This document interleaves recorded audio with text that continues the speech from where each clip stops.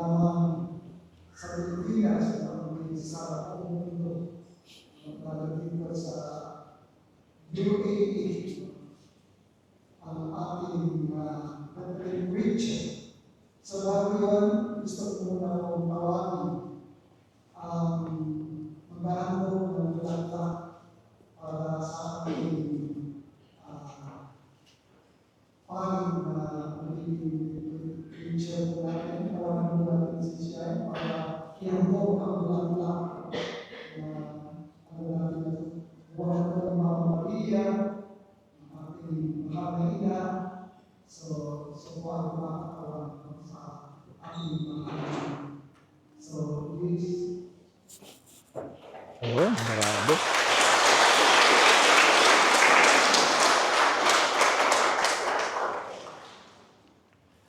Thank you. Hello. God bless.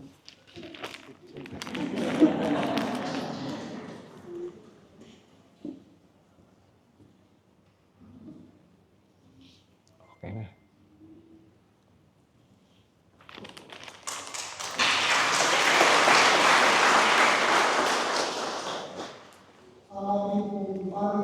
Para sa misyon Pilipino para sa Tapanatola 2024, mas Reverend Father David Campos Concepcion ay isang ginagala na pari at spiritual na leader sa Pilipinas. Nakapagtapos siya ng Bachelor's degree sa Mechanical Engineering mula sa Arizona University, para sundin ang kanyang pasyon sa pagpapalagay. Pumasok si Father Dave sa Holy Apostles Senior Seminary at napagpinalaan noong 1998. Natapos niya ang Master of Arts in Spiritual Life mula sa San Carlos Seminary Catholic School of Theology.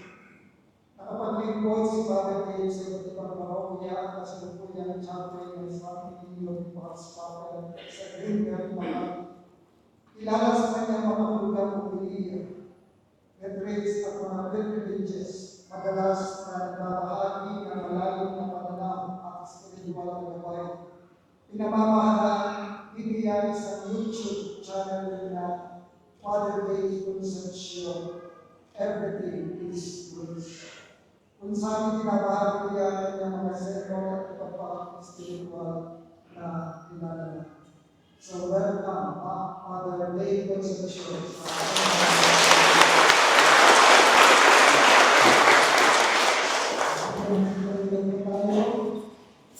At sa isang ito, ay sa natin ng mga nag-aalay ng pasasalamat, Christine Lady Tomasas, at para sa pagkakahilingan ni Amelia Pala, Kristopica, at para sa kapayapaan ng kaluluwa ni Ruby Colbon, Johan Salazar Cordelio, Kagurangan, at para sa kapayapaan ng mga kaluluwa at para sa mga kaluluwa sa buhay. Sa ngalan ng Ama at ng Anak at ng Espiritu Santo. Amen. Ang pagpapala ng ating Panginoon sa Kristo, ang pag-ibig ng Diyos Ama at ang pagkakaisa ng Espiritu Santo na wais may lahat. Mga kapatid, bilang bayan ng Diyos, tayo ay mahina para tumugon sa mga kamukuhan. At sa sandali ito, humingi muna tayo sa Diyos ng awa at patawad. Inaamin ko sa pamamagitan ng Diyos at sa inyo mga kapatid, na luwa akong nagkasala sa isip, sa salita at sa gawa, at sa aking pagkukulang. Kaya sinasama ko sa mahal na Birhen Maria, sa lahat ng mga kinagpapakanan, at sa inyo mga kapatid, na ako'y pinalagi sa Panginoong aking Diyos. Kawa-nawa ng makapangyarihan Diyos, patawarin tayo sa ating mga kasalanan at pagpapayan tayo sa buhay na walang hanggan. Amen.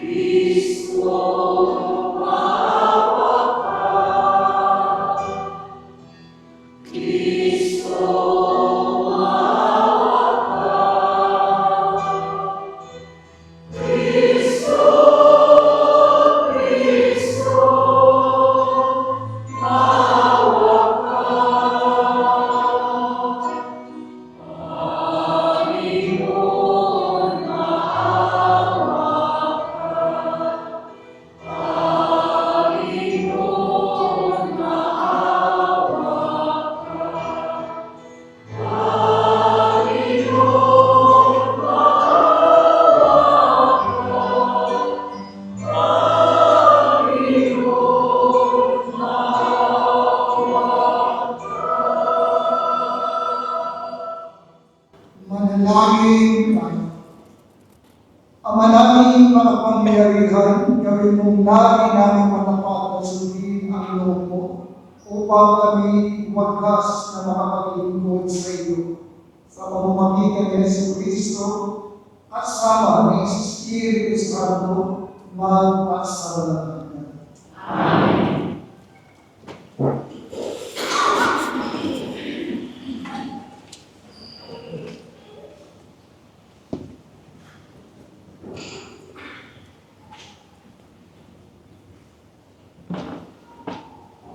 Pagbasa mula sa sulat ng Apostol San Pablo sa mga nag-Efeso. Mga kapatid, alalahanin ninyo na noong panahon ninyo, hiwalay kayo kay Kristo, hindi kabilang sa bayang Israel, at di saklaw ng mga pangasasalig sa mga pangako ng Diyos. Noong nabubuhay kayo walang pag-asa at walang Diyos.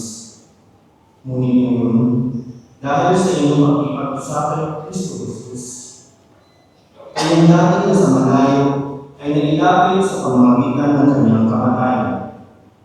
Pinagkasundo niya tayo, kaming mga Hudyo at kayong mga Hudyo ay kanyang pinagsa. Sa pamamagitan ng kanyang katawan, binawin niya ang alitan na parang pader na naghihiwalay sa atin. Pinawalang isa niya ng isang pa mga utos at tuntunin upang makisapin sa kanya ng dalawang bayan at maghari ang kapayapaan.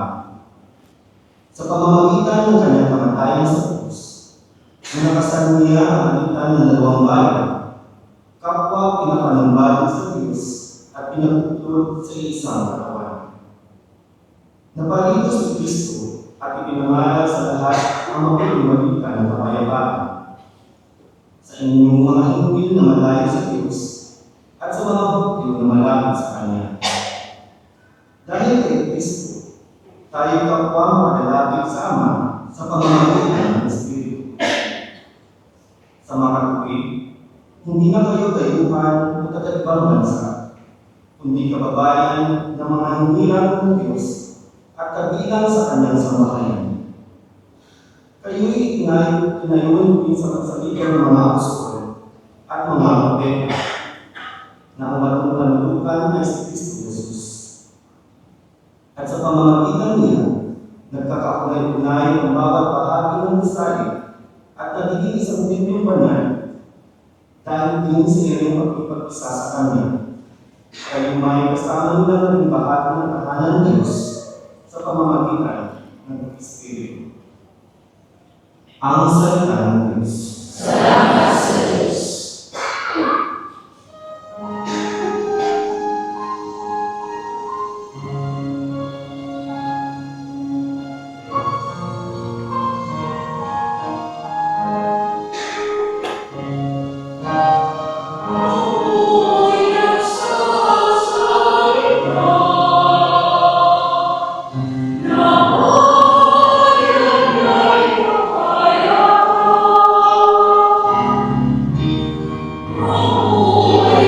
Godless might live.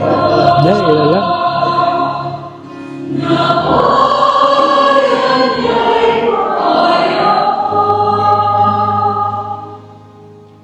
Aking narinig pagmula sa tukon ang sinasalita.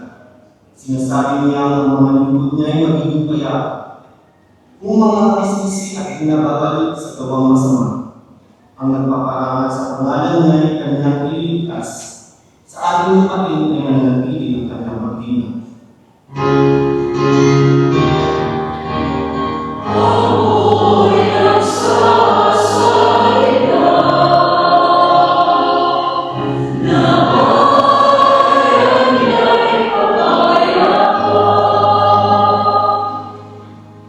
Ang pagkatapatan at pag-ibigay ng pagkatapagbalan, ang kapayapaan at ang kapilay ng sasamagana.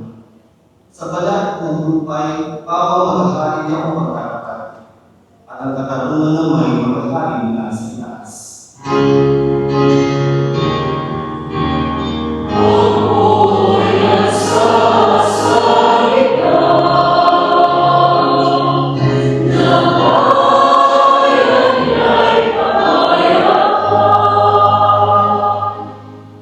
Gagawin maunlad ng Panginoong Diyos itong ating buhay. Ang mga halaman sa ating lupain, bungang mahina. Sa harapan niya niya ang maghahari pa o kakaroon. Magiging payapa at susunod ang madla sa kanyang lahat.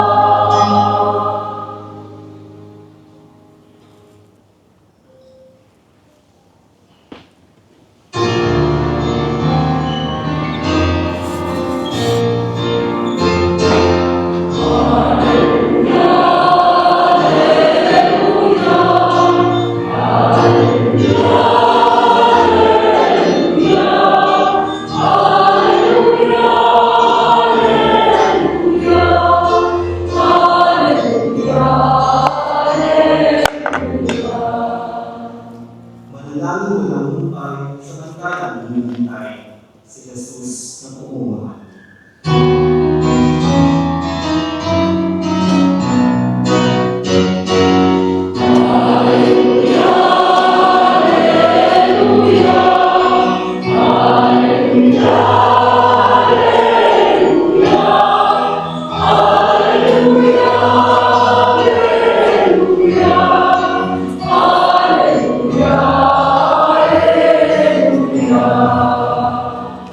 Sumainyo ang Panginoon. Ang mabuting balita ng ating Panginoon ayon kay San Lucas.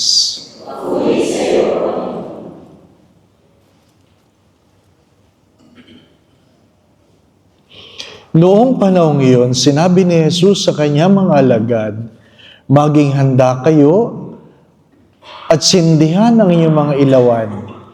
Tumulad kayo sa mga taong naghihintay sa pag-uwi ng kanilang Panginoon mula sa kasalan. Para pagdating niya, ay mabuksan agad ang pinto. Mapalad ang mga alipin na abutang nagbabantay pagdating ng kanilang Panginoon. Sinasabi ko sa inyo, maghahanda siya, padudulugin sila sa hapag at maglilingkod sa kanila. Mapapalad sila kung maratnan niya silang handa. Dumating man siya ng hating gabi o madaling araw, siya dumating.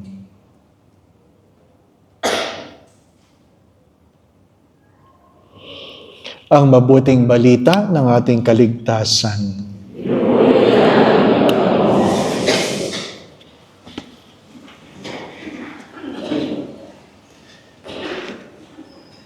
Ito po ang unang gabi ng misyon sa Al-Ain, pero ito po ang ika-6 na gabi ng misyong Pilipino.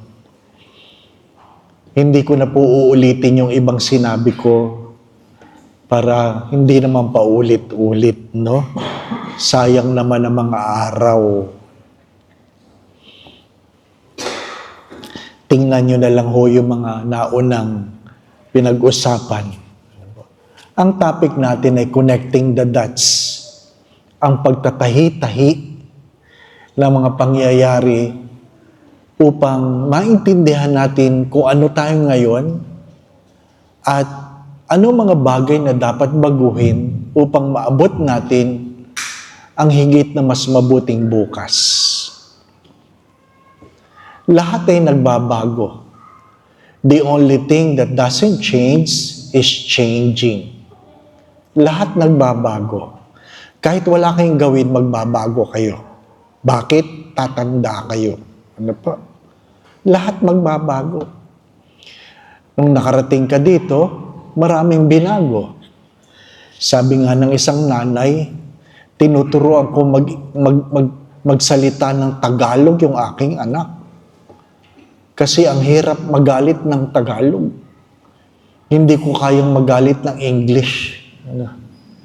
Kasi pinapagalitan daw niya yung anak niya, Tagalog, pagkatapos daw niya magalit, pulang-pula na ng tenga niya, sabi daw ng anak niya, "What are you saying, Mommy?" Basag, no? Sa hospital, hindi siya makagalit kasi magdudugo ang ilong niya pag nag-English siya. Ano po? Maganda din yun, no? Maganda din yun. Maraming binabago. Kanina, nagsasalita yung bata, si Jacob. Wala akong maintindihan. Pero yung tatay, alam niya lahat ng sinasabi ng kanyang anak. Sabi ko talagang, tatay lang nakakaintindi, no? Magulang lang nakakaintindi sa mga sinasabi ng anak. Isang pagpapaalala na kung siya pa kayang gumawa ng mata, siyang hindi makakita. Kung siya pa kayang gumawa ng tenga, siyang hindi makarinig. Kung siya pa kayang gumawa ng puso, siya pa kayang hindi makaramdam. Sa madalit sabi, saan man tayo magpunta, ano man ang ating kalalagayan, alam lahat ng Diyos siya. Walang nalilihim. Magparitoke ka man ng mukha, alam ng Diyos yan. Ang malaking ilang problema na huwag niyong kakalimutan, baka hindi kayo makapasok sa langit dahil hindi niyo kamukha ang original. Ano po? Sayang ang ganda pero hindi ka makapasok kasi sa facial recognition, hindi ka mukha. Hindi po ba? No? Maraming bagay na maganda pero maganda pagtuunan ng pansin. Mga minamahal na mga kapatid, sa mga nakalipas na araw, pinag-usapan yung kaya pala, the awareness. Kaya pala, kung gugustuhin, kakayanin. Kaya ang tanong ay, ano ang dapat mong gawin? Pinag-usapan yung, ano bang obra mo sa buhay? Anong obra?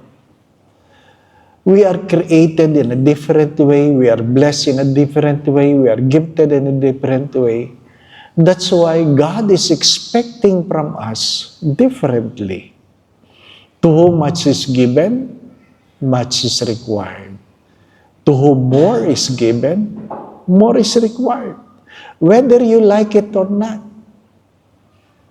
We cannot compare ourselves with other people.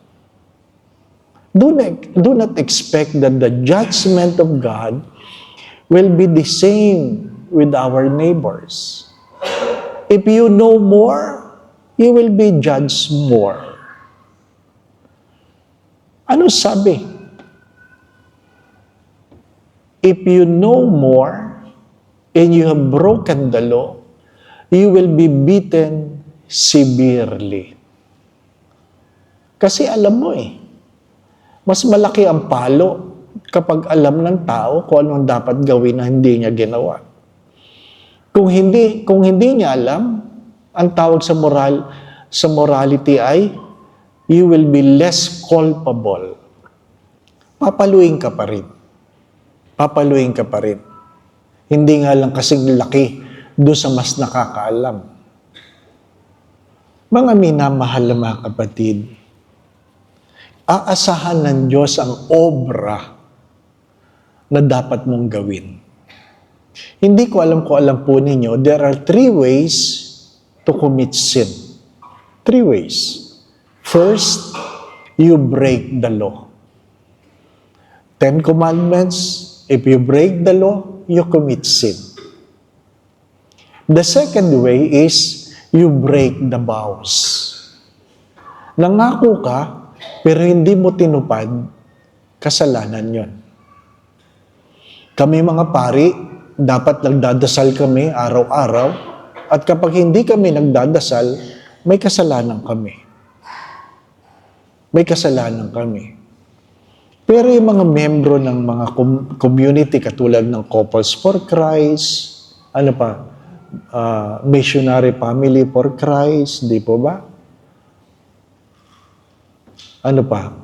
Legion of Mary, El Shaddai, kung ano man, hindi po ba, Meron kayong mga sinusumpa ang pangako, hindi po ba, Tataas-taas ang kamay ninyo, nangangako ka ba? Opo. Hindi po ba, Na ikaw ay a-attend ng meeting? Opo. Na ikaw ay, susuporta? Opo. A-attend ka ng household? Opo. Lahat yun, opo. Hindi po ba, The moment you fail to do it, you commit sin. You commit sin. Why? Because you have made a vow.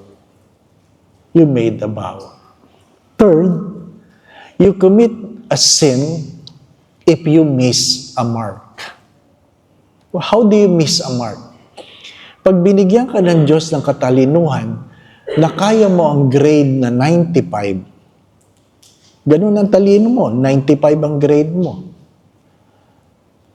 At ang nakuha mo ay 90, mataas yung 90, di po ba, Mataas yung 90. Yung iba 75 lang ang kaya, hindi po ba, 90 ka, ang taas yun.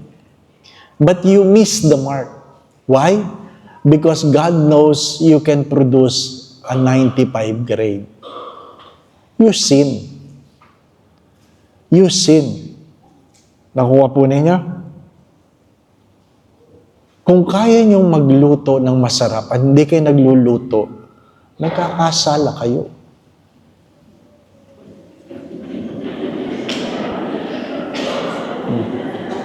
Parang naintindihan nyo na. Naintindihan nyo na, hindi po ba, Sapagkat hindi naman tayo pare-parehas marunong magluto. Di po ba, You have your own gifts. The sad story is, we fail to discover our own giftedness. Sabi nga nung anak ni Roderick, sabi niya, yung anak ko gusto mag-violin. Kaya lang, may umuugong sa tenga. Sabi ng doktor, itigil mo ang pagbabayolin. Umiiyak yung bata. Kasi yun lang ang gusto niyang gawin. Yun lang ang gusto niyang gawin. You must discover your own giftedness. Alam ng Diyos kung magkano ang kaya mong ibigay. Di po ba, Alam ng Diyos kung magkano ang kaya mong ibigay. Bakit ba natin pinag-uusapan yung magkano? Kasi madaling kwentahin pag magkano. Pag pinag-usapan natin, masarap ba ang luto? Mahirap i-rate yun Pero pag magkano, ano ang grade? Pag numeric, pag digital, madaling kwentahin, di po ba? Kung kaya mo magbigay na 50, ang binigay mo 45, ang taas na. You missed the mark. Alam ng Diyos. Alam ng Diyos. Kailangan mo bang bigyan lahat? Hindi. Hindi yun ang punto. Ang pinakasimpleng pagmamanage ng finances ay 10, 20, 70. 10, 20, 70 of the gross. Of the gross. Yan ang simpleng example. Then, God is expecting from you 10%. Huwag mo dadayain ng Diyos. Alam ng Diyos magkano ang 10%. You must be able to save 20%. Alam ng Diyos kung magkano yung 20%. And you only limit yourselves on the 70%. If you spend more than 70%, it means you are living beyond your means.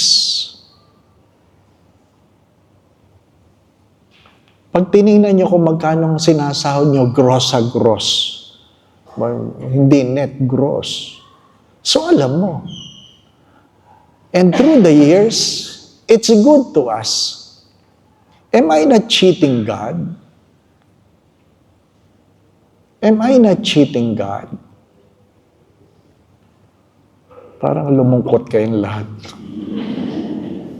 Pagluto, masaya Pero pag finances, parang malungkot na. Kasi maliwanag Maliwanag. Anong meron sa gabing ito? Napag-usapan ng obra, anong iyong pangarap, ngayong gabi, ano mga bagay-bagay na hindi mo dapat ginagawa? What are the things you should have stopped doing that prevents you from becoming? Only God is the uncaused cause. Sa theology, only God is the uncaused cause. Ano ibig sabihin yun? Siya lang ang walang pinagmulan.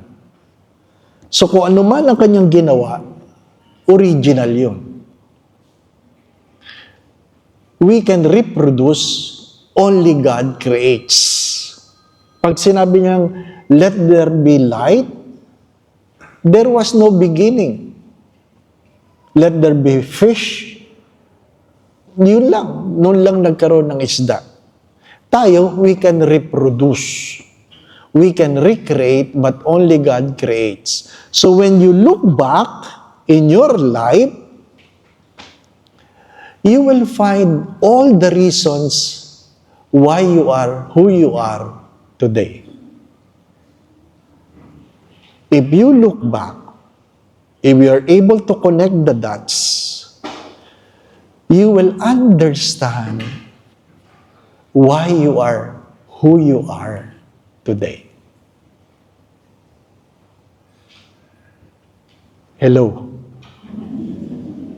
Naintindihan po ba ninyo? Walang ibang sisisihin. Hindi nyo pwedeng sisihin ang nanay nyo, hindi nyo pwedeng sisihin ang kapatid nyo, hindi nyo pwedeng sisihin ang kapitbahay nyo. Sapagkat kung sino ka ngayon, kagagawan mo yon. Pinili mo yon. Di po ba, Pinili mo yon. May mga bagay na hindi mo pinili, pero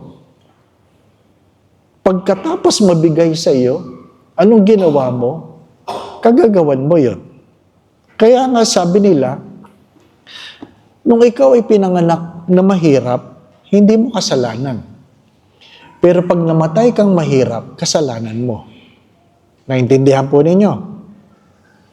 Para mas maintindihan ninyo, kung pinanganak kayong pangit, Hindi nyo kasalanan. Pero pag namatay kayong pangit, kasalanan nyo. Wala kayong ginawa, hindi po ba? Alam naman natin lahat yan, na tayo hihiga sa kabaong, hindi po ba? Alam natin yan. At palagi pinapaalala yan sa akin na aking kaibigang obispo. Mag-ipon ka, maghanda ka sa iyong lamay. Palagi ang pinapaalala. Lalong-lalo nang malapit na kami. Di po ba? Oo. Life is only 70, 80 for those who are strong. Nasusulat yan sa Biblia. Hindi yan pwedeng kontrahin. Hindi po ba? 62 na ako. Kung 80 lang ako, 18 na lang ang kulang. Di po ba? O, tingnan mo mukhang ito. 18 years na lang ito dito. Yan ang mukha ng 18 years. Nakukuha po niya. Pero nanay, mas malapit ka na. Di ba? Ha? Di ba? Sa ayaw at sa gusto ninyo, lilisan at lilisan tayo.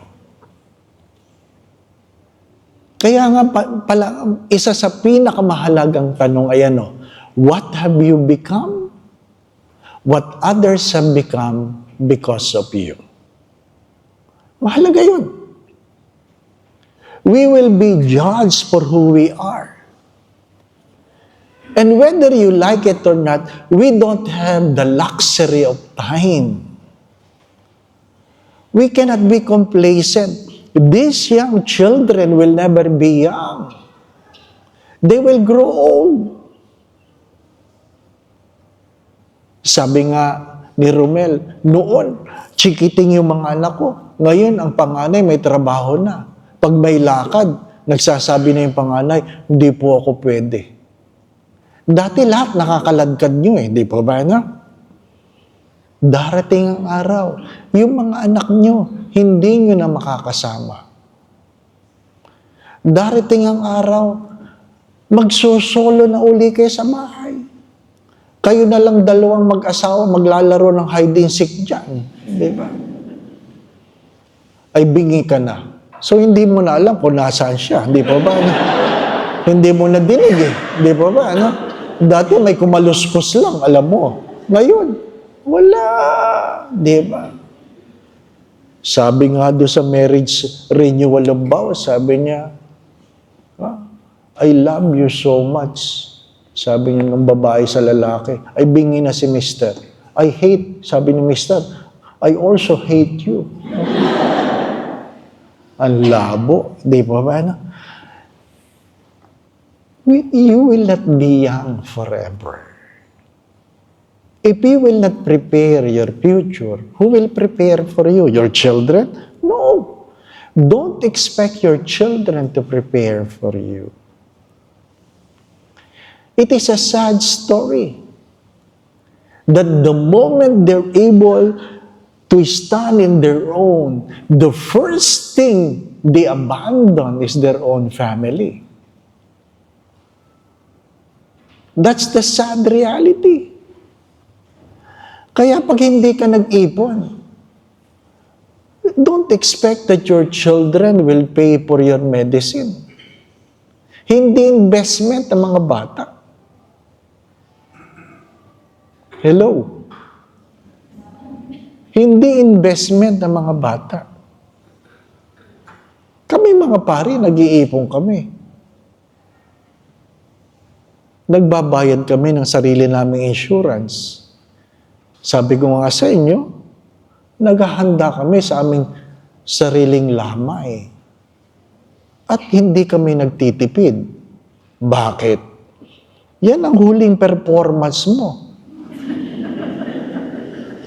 Na wala kang ginagawa kundi nakapikit, tinitingnan ka ng tao, di ba? O, ganun din kayo. Pagdating ng araw, hihiga lang kayo. Wala kang gagawin. Nakaganon ka lang. Sisilipin ka ng lahat, di po ba? Titingnan ka mabuting ganyan. At sasabihin nilang, pangit ng makeup. Di ba? Hindi ka mukha. No? Eh pagka minsan yung mga anak, walang pakialam kung anong mukha mo dyan. Hindi pa ba? No? The reality of life. The first question is, ano yung gagawin mo? Ang pangalawang tanong ay, ano yung mga bagay na hindi mo na dapat ginagawa? Nakarating ka dito sa Al Ain. Nakarating ka sa Emirates. May mga taong hindi nakaalis sa kahapon. Alin? Online sabong. Online sabong. Lumaki ang sahod mo, mas humirap ka. Bakit? Nalulung ka sa online sabong. Sa Pilipinas may wedding, dinala mo dito. Di ba, ano? Sana wala. Malungkot na kwento, ang ganda ng trabaho mo, nag-inom ka, tapos, nag-drive ka sa gabi, nakatulog ka sa traffic light, nakulong ka. Ang ganda ng trabaho. Nakulong, na-deport. Ang ganda ng trabaho, nag-drugs. Nahuli, na-deport. Ang daming kwento. Ano ibig ko sabihin?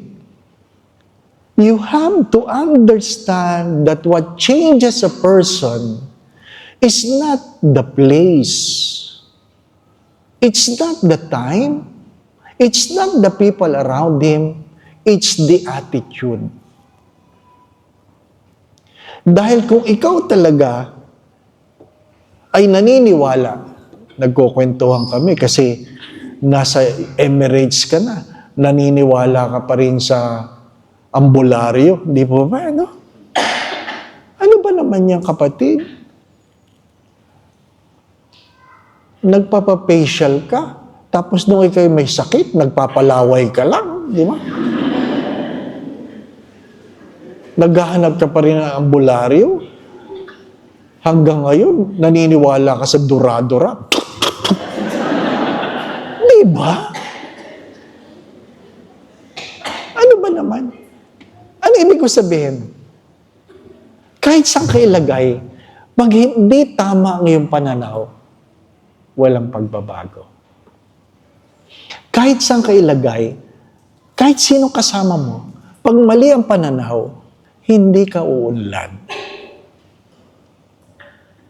Ano yung mga bagay-bagay? Sabi nga sa unang pagbasa, naranasan mo ang panahon na hindi mo kilala ang Diyos at naranasan mo ang panahon na nakilala mo ang Diyos. Nakita mo ang pagbabago. Bakit kailangan mo bumalik sa kahapon? Yun ang hiwaga. Yun ang hiwaga na unang pagbasa. Mahirap yung dumating ang Panginoon, tulog ka. Bakit? Lasing eh.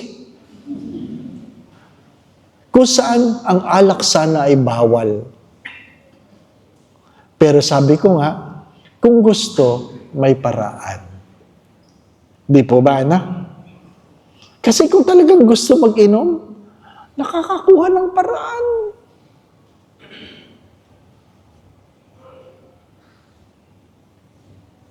Nakakabingi katahimikan, no? Ano yung mga bagay-bagay na dapat mong binitawan na? Because it is not enough to dream dreams. You must let go of the things that holds you back. Ano yung mga bagay? Ano yung mga bagay? Pinag-uusapan nga namin sa Abu Dhabi. Nagpunta ang maraming Pilipino sa Emirates para umunlad ang pamilya. Ang malungkot na kwento ay ang pamilyang pangarap na umunlad, nasira dahil gumawa ng bagong pamilya sa Emirates.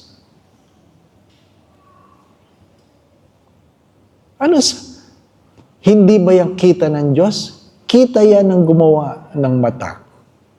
Hindi ba yan rinig ng Diyos? Rinig yan ng gumawa ng tenga. Hindi ba yan ramdam ng Diyos? Ramdam yan ang gumawa ng puso. Hindi ba yan naintindihan ng Diyos? Naintindihan yan kasi siyang gumawa ng utak. My dear friends, my brothers and sisters, we continue to hope, we continue to dream, but we need to let go of the things we ought to let go. Sabi nga ng isang manunulat, why do angels fly? Bakit daw lumilipad ang mga anghel? Sabi nung bata, kasi meron siyang pakpak. And the answer is, they can fly because they are so light. They have let go of everything that can weight them down. Ano yung mga bagay na dapat bitawan? Pinagtatawanan ninyo, hindi po ba, no? Na meron kang bagong iPhone, pero wala kang naipon. Di ba? Dahil ang mga bata, hanggang ngayon, ang pangarap ay bagong gadget.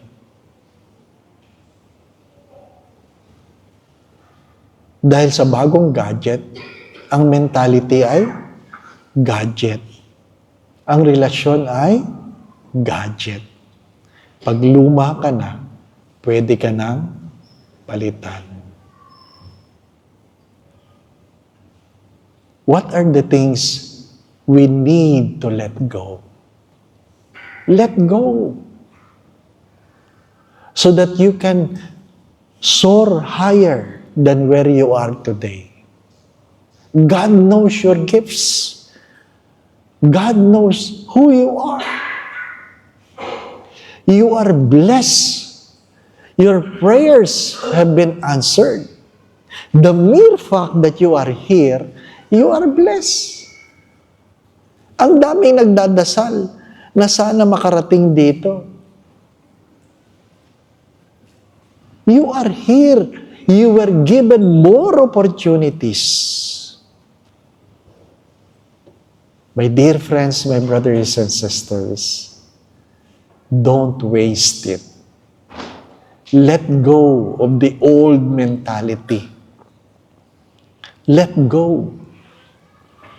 You can never win in gambling. Walang nananalo sa sugal. Let go. Hindi tayo umaasa sa swerte. We don't wish, we hope. Inuulit ko, kayo ang magtahi. You connect the dots. You connect the dots. Because if you make a simple mathematics, computing your 20% of what you have received, alam mo na kung magkano na dapat ang pera mo. Di po ba? Alam mo na. Bakit mahalagang mag-ipon, Father? Sapagkat pag umuwi ka, ang meron ka lang ay lump sum, harinawa. Pero wala kang pension. Can you survive with your savings? If you will not let go of the unnecessary expenses, you will not have a good savings. Sabi nung isa, yun nga, Father, natatawa kami pero totoo. Member din kami ng mga taga-London. Loan dito, London. Di ba? Kasi napakadaling mangutang. Kailangan bang mangutang? Ang sagot ay hindi. Ang sagot ay hindi. My dear friends, my brothers and sisters, as I've said previously, unless the Lord bless the works of our hands, we will labor in vain. But what kind of hands that you want the Lord to bless? What kind of hands you want the Lord to bless? Ano sabi ko kamakailan? Kung punong-puno ang mga kamay na yan, wala nang paglalagyan ng biyayang gustong ipagkaloob ng Diyos. Only an empty hands, a hands can receive the grace. Let go. When you go home tonight, try to think, what are the things I need to let go? Second, what are the things that God has been asking me to let go? And third, what are the things that God is not giving me that I have been trying to have? May pinabibitawan. At hindi lang yung hawak mo. Pagka minsan, may mga pinabibitawan na pilit mong abutin. Hindi lamang yung hawak, kundi yung gustong hawakan. The only way to soar is to let go. Amen.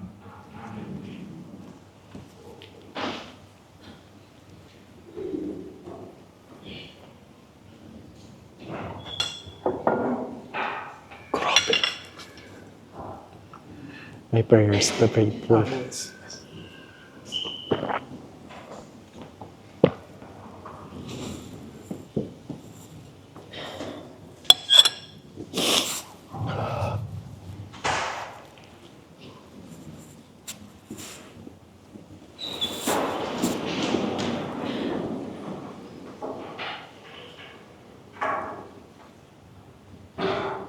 Sa ating pagtanggap ng biyaya ng pananampalataya, tinatawag tayo upang maging masunod, magkaroon ng pag-asa at maging hanggang sa buhay si Kristo sa anumang oras. Ipanalangin natin ang ating mga kapwa na may panalangin. Ang ating itutuon, Panginoon, bigyan mo ang aming panalangin. Panginoon, digin mo ang aming panalangin. Ang Santo Papa, mga obispo at mga pari, naway tapat na maglingkod sa kalipunan ng mga sumasampalataya ng may kasipagan at dedikasyon. Manalangin tayo sa Panginoon. Tayo naway lumanggo sa ating magsusulong para sa katarungan at pag-ibig sa pamamagitan ng ating pusong paglilingkod sa araw-araw ng buhay. Manalangin tayo sa Panginoon. Malugod naman tayo ibahagi sa bawat isa ang anumang mayroon tayo at sumaksi sa pamumuhay ng pag-asa bilang paghahanda sa pagbalik ng Panginoon. Manalangin tayo sa Panginoon. Yaot mga dumaranas ng pagsulog sa buhay, naway patuloy na maniwala at umasa sa Diyos na nagbibigay ng lahat ng bagay para sa ating kabutihan. Manalangin tayo sa Panginoon. Ang mga tapat na yumao, naway magdiwang sa sinag ng mukhang hiwayway ng buhay na walang hanggan. Manalangin tayo sa Panginoon. Sa kaibigan ng ating mga puso, ipanalangin natin ang ating mga pagsasabihin at kaibigan.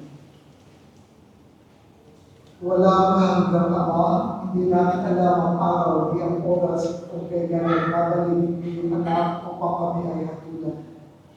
Tingnan mo ang aming mga panalangin bilang tanda ng aming pananampalataya sa kanyang pagdating. Iniling namin ito sa pamamagitan ni Kristo ang aming Panginoon. Amen.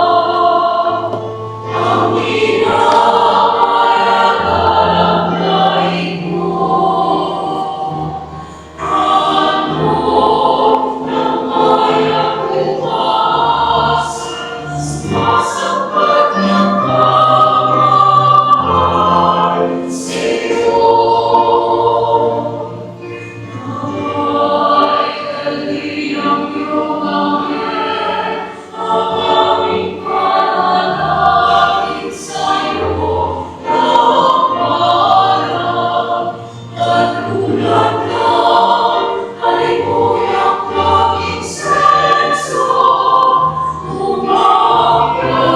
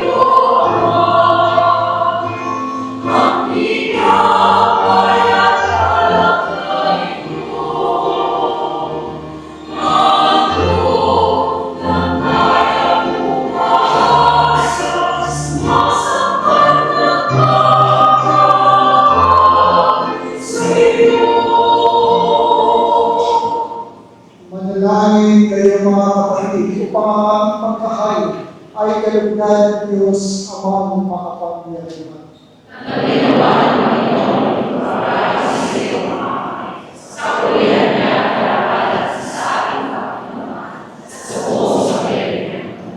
Ama naming lumikha, ipagdalaw mo ikaw ay aming minsan mga maglikuran sa pagkahain namin ng mga alay na iyong bigay, upang kami dalisay ng iyong pagmamahal sa paglilingkod namin na iyong pinanganak, ang banal na pagdiriwang sa pamamagitan ni Jesucristo, kasama ng Espiritu Santo, magpas na walang hanggan.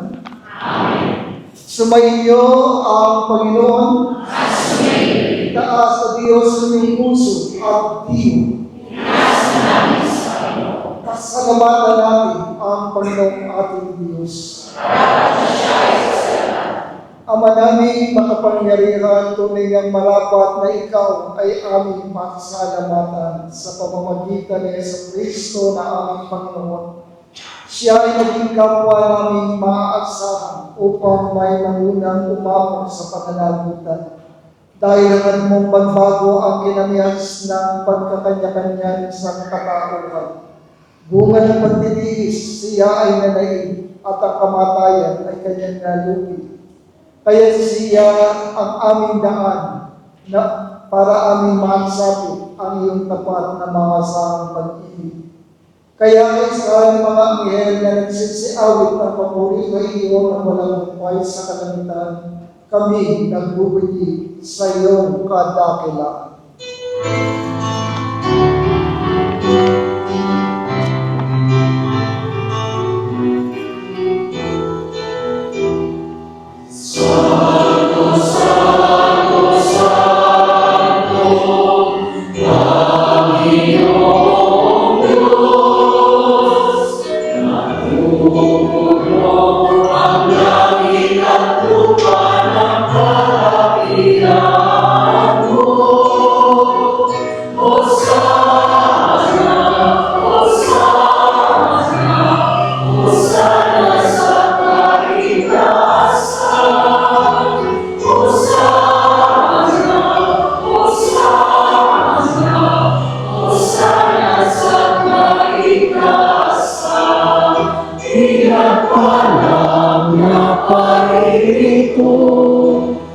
Sa ngalan ng Panginoon,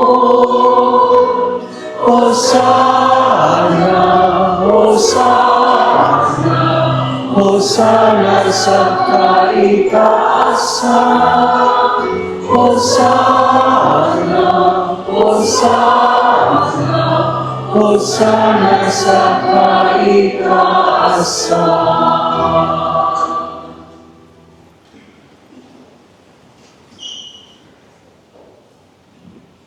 Ama naming banal, ikaw ang bukalang ng kapanalan. Kaya sa pamamagitan ng Espiritu, gawin mong banal ang mga kaloob na ito upang para sa amin maging katawan at dugo ng aming Panginoong Jesucristo. Bago niya pinagpisa ang pusang loob na maging handog, hinawakan niya ang tinapay, pinasalamatan kaniya, pinaghati-hati niya yun, iniyabot sa kanyang mga alagad at sinabi, tanggapin niyo lahat ito at kain, ito ang aking katawan na iyahandog para sa inyo.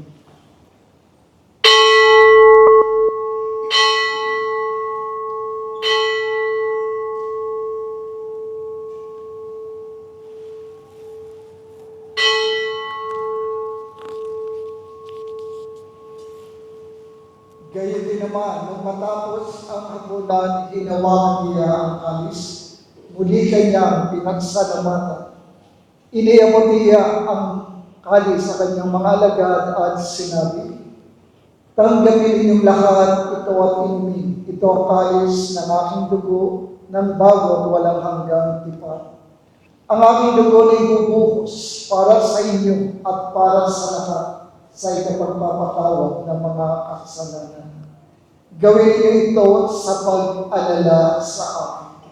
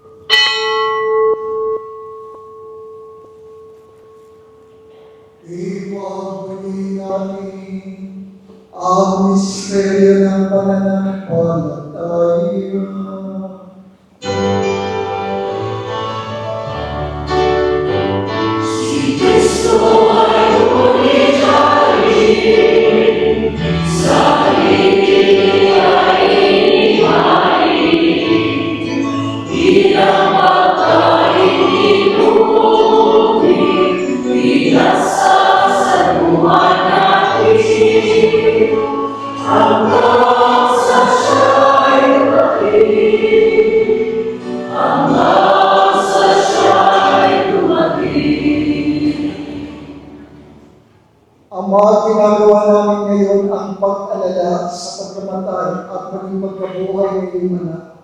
Kaya tinangalay namin sa iyo ang tinapay na nagbibigay buhay at ang kalis na nagkakaroon ng kaligtas. Kami nagpapasalamat dahil kami yung pinarapat na tumayo sa harap mo para maglingkod sa iyo. Isinagsama namin kami magsasalo-salo sa katawan ng dugo ni Kristo ay mabuklod sa pagkakaisa sa pamamagitan ng Espiritu Santo. Pamalingapin mo po ang iyong simbahang laganap sa buong daigdig. Puspusin mo kaming lahat sa iyong pag-ibig. Kaysa ni Francisco, naming Santo Papa, ni Paulo, na aming obispo, ang lahat ng obispo at ang lahat ng kaparian. Dinggin mo, O Ama, mga panalangin ng iyong mga anak na narito ngayon na dumudulog sa iyong banal na hapag. Magukol po tayo ng ilang saglit na katahimikan. Kayo po mismo humingi sa Diyos ng inyong mga pangangailangan.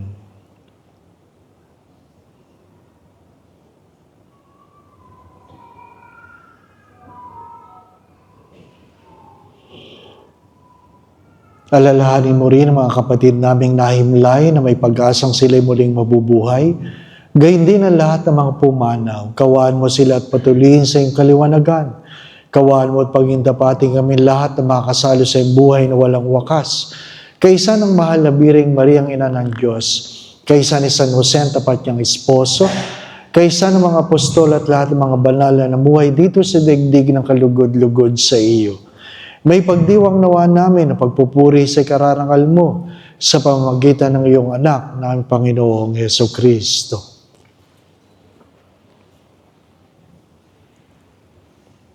Sa pamamagitan ni Kristo, kasama niya at sa Kanya, ang lahat ng parangal at papuri ay sa iyo, Diyos Ama, makapangyarihan, kasama ng Espiritu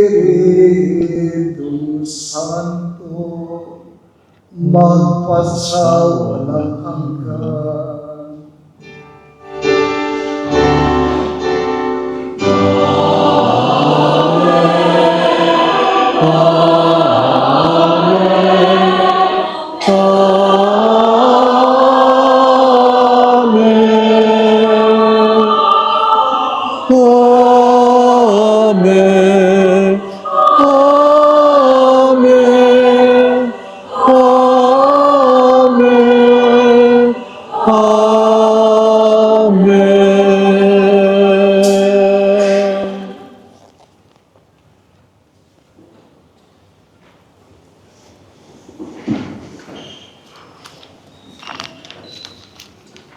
Sa tagumili ng mga nakagagaling na utos at turo ni Jesus na Panginoon natin at Diyos, ipahayag natin ang lakas loob.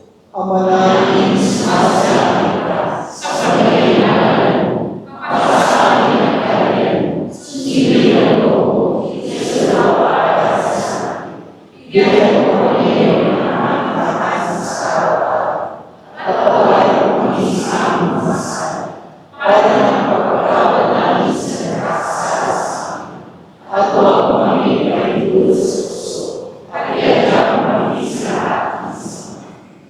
Hinihiling namin kami adya sa lahat ng masama, pagkalooban ng kapayapaan araw-araw, iligtas sa kasalanan at ilayo sa lahat ng kapahamakan. Samantala namin pinananalikan ang dakilang araw ng pagpapahayag ng tagapagligtas namin sa Yesu Kristo.